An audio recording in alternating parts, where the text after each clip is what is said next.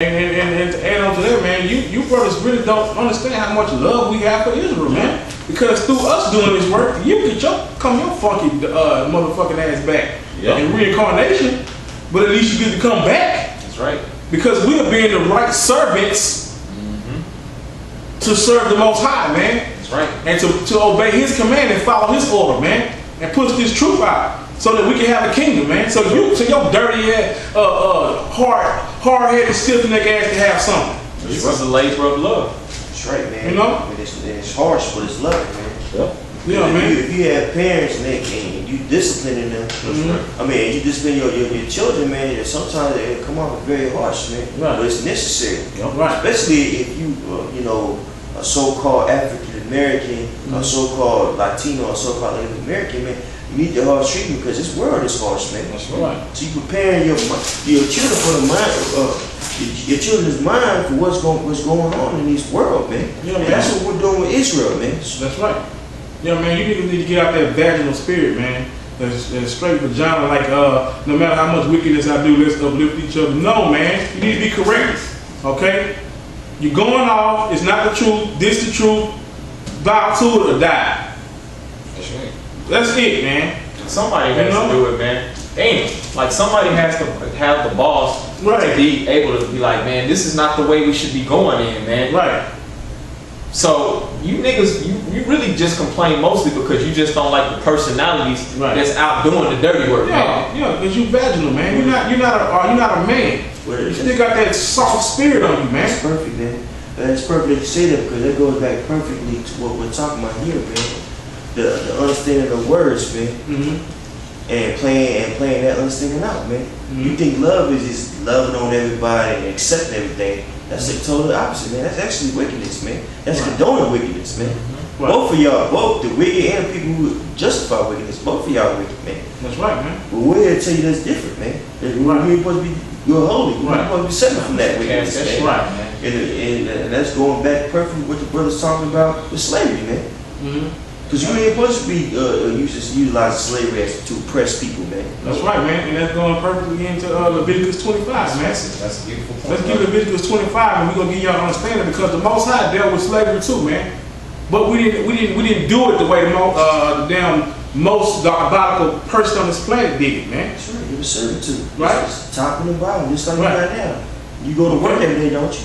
Right. That's right. That's what the word employee means. It just means servant or slave, man. Right. You just basically working to pay off a debt or just to make a wage. That's it.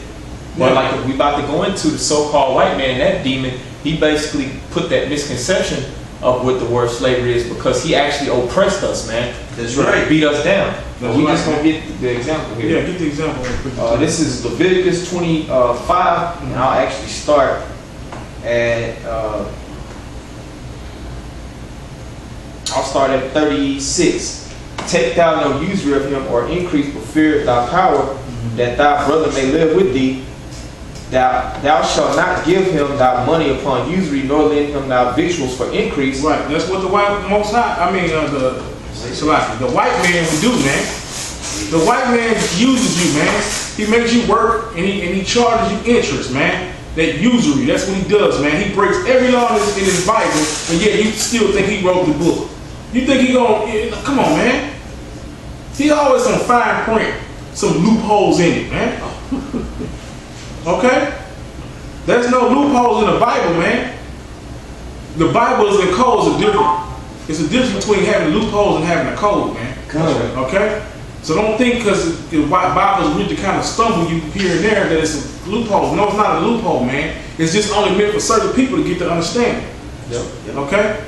That's it. It's not no usury to make you tax you more, get you more money, put you more in debt, do you more harm and servitude and oppression. Okay? So read on, right? Verse 38, I am the Lord your power, which brought you forth out of the land of Egypt to give you the land of Canaan and to be your power. And if thy brother that dwelleth by thee be waxen poor and be sold unto thee, thou shalt not compel him to serve as a bond servant. Right, because that's talking about you can do that to your own Hebrew Israelite brother, man. That's right. Because if they have to serve you for whatever reason, they may not have no money. They may have to just work some off, work your land. You know, go into your garden or something, you know what I'm saying, and tend to your crops, or tend to your cattle, or maybe build a little house, a little outhouse or something, man. It was for a time period too. Right. Like the white man, what he would do is, particularly in sharecropping, was like, oh, you're free, but you can stay on this. You can stay on this land. I'm gonna tax you for staying on the land. Then, you know, I'm gonna tax you for working on the land too. Take more than half. Oh, you need clothes? Come buy from me. You know, it was service. It was just slavery, man. Right. It was oppression. Right. This is vastly different, man. They were using usury and all type of stuff, man. And then also, that's a good point that you said that, like the Hebrew brothers. You think we're gonna go into Hebrew brothers' tent, beat his ass, and take his wife? The scriptures speak against that, man. If he came in alone, he leave alone. If he come in with a wife, he get a wife. His wife was to leave with him when he's free, man. Right. You think that was going on in child slavery, man? No. You think that we was prohibiting other Jakes to not speak certain languages, man? No. Yeah. And the only ones who probably would do that is a damn Uncle Tom sell out cool Negroes that did what the white man tell them to do. But Jake wasn't doing that for the most part, man. Okay? And then you had some people like they had Chicken George on Roots was telling them to do everything the white man say do. You probably had maybe a couple of accounts, but that for the most part Jake wasn't doing it, man. And in the scriptures, according to the scriptures, he wasn't supposed to do that. The only reason why Jake was doing that over here is because he was totally warped in his mind. Esau had already got to his mind by that point. Because you had people who came over before and they was born into that slavery. And so when they became a taskmaster over their own brothers, they did what the white man told them to do. Out of fear too. Yeah. They didn't want to get put down out of that position, or worse, they feared death. Right. They wanted to get that pork and that extra biscuit for that day. Okay? So they'd rather do that to their brother because they was wicked as hell, man. You know, they didn't have that Dracotomania spirit on them, man. You know? So read on, bro. This is Leviticus 25 and 40. But as an hired servant and as a sojourner, he shall be with thee and shall serve thee unto the year of Jubilee. That's a hired servant. So guess what? You just don't know, man. We didn't do them like that, man, okay? When it says hired, it's talking about they got paid, man. That's right. Because the servants, man, they actually worked, man, and you gave them a little something for what they did. You didn't do them like the white man just let you off the plantation and then you just, oh, what you got? Nothing. You got people still been trying to get reparations. Because the white man gave us nothing, man. That's right. Okay? And we still fighting. That's right. Go ahead. You got something? Yeah, Con, brother. This is from a basic Christian dictionary. They go off on some topics, but they got some good info in here. This is slavery. This is page 93. Is ownership of one person by another. While slavery was condoned in parts of the Bible, St. Paul suggesting that slaves are our brothers and sisters. Right. Eventually ended the system in Philemon chapter 1 verse 16. Right. So man, yeah, man. This is why we gotta give y'all understanding. We gotta go through this. This work must be done, man. that's right. And it's good that y'all doing that, man, because now you're giving us another angle, another subject to teach on, and we're further proving to you that we actually do know the scriptures, man. Yeah, that's right. Okay. So read on, bro. And then shall he depart from thee, both he and his children with him, and shall return unto his own family, and into the possession of his father shall he return. Right, because the white man didn't let you stay with your family. Right. He'll send your kids off to somewhere in South Carolina, you in Texas somewhere. You take your woman, He was do that. separate all y'all, man. Yep. That was often wicked. The scriptures say keep them together, man. Can't do that, man. That's right. Okay? That's something. So yeah, you had something? All the brothers. Okay, go Yeah, ahead. it's a few Go more ahead. verses. Go ahead. For they are my servants, which I brought forth out of the land of Egypt. They shall not be sold as bondmen. Thou shalt not rule over him with rigor, Right. but thou shalt fear the Most High. Right, with rigor, man. That's the key point, man, because that's what this whole thing about. Y'all thinking that because the Most High ordained for us to be in slavery, we keep telling y'all that the reason why we got in slavery because the Most High did it is because niggas was being wicked. But according to this law, we were supposed to do our brothers and treat them like still a brother, but just look at them as a servant because they had to pay off a debt or something. Yeah, it was a case. You know? It was a classism, like Right. now it's a classism now. It was classism then, man. Just like there was in Egypt, man. You had the aristocrats and all that, and you had the peasants, man. Right. It says in scripture that the poor will always be in money. Right. You think that, you know, there were certain laws and rules and regulations in the scriptures that how you supposed to treat the poor man? You're supposed to treat them in a righteous manner. A lot of times, you know, some they can mess up, you know, want to buy a calf and something mess up where you can't pay for it, you have to go into servitude, you know, for X amount of days or even years. Mm-hmm. And that was it. Then it'd be up, man. Right, and the Most High gave you a time limit. You got from whatever day 1 to up to to year number 6.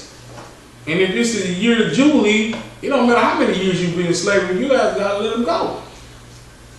That's right. You know, that's a year to let the people go because we didn't do our people like that, man. We wasn't assholes with our people, man. We can do other people like that too. We'll clarify that. Because people that the Egyptologists make use that angle. Man, being treat other people like that, man. That's right. Because there was no difference. If they was in your household, you would treat them a certain way. Right, that's right, brother. So you got some more on that? Kind of, but yeah, it's gonna basically tell us who we are supposed to have as bond men and bond women. Mm-hmm. This is Leviticus 25 and 44. Mm-hmm.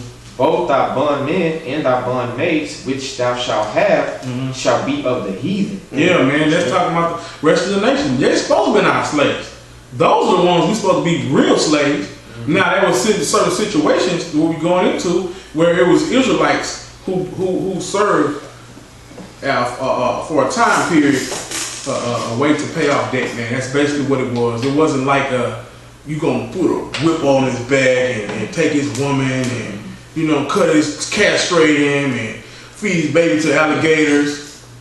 That's not what happened, man. Laban didn't do anything harsh to Jacob. That's what I'm saying, man. Yeah, as long as over some calf, no. You know what I'm saying? Right. That was it on that. And that's a good point, man, because I like to use that scripture, man, right there, man, because the heathens were meant to be our slave, and they're going to be our slave. That's right. That's what we teach all the time. The white man is going to slavery. Get over it. Okay? Why can't you like that? Why wouldn't you want to, if we're sitting there preaching y'all and we read you the precepts, why didn't you get on that part and cling on to that part? You want to cling on to the part that servants obey masters. Oh, okay. You didn't even finish reading, brother. Okay? So you guys out there, man, don't listen to them dudes, bro. They're gonna lead you astray, man. You got something? Yes. This is Exodus 23 and 9. Also, thou shalt not oppress a stranger, for ye know the heart of a stranger, seeing ye were strangers in the land of Egypt. Right. So that's just saying, man, that, you know, even other people, man, you know, whether it was an Israelite foreigner or whether it was a real stranger, man, you don't do people like that, no matter what. Right. You don't oppress them, man. You don't treat them like the white man treated us, man. No. Which is clearly going on, and that's what it talk about that in Psalms the 50th chapter, man. What did the wicked have to do to pick up this book, loosely paraphrasing, and that's what the white man did, man. Picked up this book and started just basically rationalizing all his beast, his barbaric actions, man. Yeah, can I make a point too? Because like all these other heathens outside of the so-called white man in the kingdom of heaven, they gonna have their own little lots and portions of land and everything. They gonna be able to deal with their women and their family, but they all gonna pay tribute to us, you know. But that scripture, like I was saying in Revelation, the 13th chapter, it says, "He that leadeth into captivity shall go into captivity." Man, we gonna really go in on the so-called white man because he put the most hell on us, man. Because even in those other captivities, where you want to talk about the Babylonians or the Egyptians or the Romans, or I ain't gonna say the Romans, but those other captivities, like I was saying, the Syrians, Babylonians, we still knew who we were. We were able to still, for some part, you know, keep our heritage. But this captivity that we was in with the so-called white man, he took our heritage from us, man. It's too much, man. So that he went too far, man. So we gonna put hardcore oppression on the so-called white man in the kingdom of heaven, and it's gonna be through righteousness, man. That's right. Right. So that's what you gotta understand, man. We're not dealing with no coonery here, man. This is a revolutionary book, man. That's right. This book is spiritual. This book is many different things I can go off on to describe what this book is talking about, man. Okay. So y'all make sure, young man, y'all really understand what we talking about.